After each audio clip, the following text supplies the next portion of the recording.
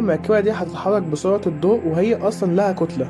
فاكر في بداية الفيديو لما قلتلك إن ما ينفعش جسم له كتلة إنه يوصل بسرعة الضوء؟ في الحالة دي الزمكان هو اللي بيأثر على كتلتك، إنما في حالة محرك الأوجاج هو إن المركبة هي اللي بتأثر على الزمكان مش العكس.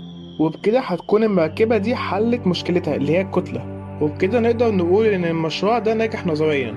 بس في مشكلة هي اللي موقفة فكرة المشروع، هو إننا محتاجين طاقة كتلية تعادل كتلة كوكب المشتري، وبالتالي هنحتاج طاقة كبيرة جدا جدا عشان خاطر نسافر بالسرعات المهولة دي. وتاني حاجة نوع الطاقة اللي هيستخدموها في المحرك ده، ولازم الطاقة دي تكون خصائصها مختلفة عن المواد اللي احنا نعرفها دلوقتي. على سبيل المثال الطاقة المظلمة أو المادة المظلمة، ودي طبعا محتاجة حلقة كبيرة أوي عنها. ولو انتوا عايزين تعرفوا عن المادة المظلمة اكتبولي في الكومنتات، واتمنى يكون الفيديو عجبكم.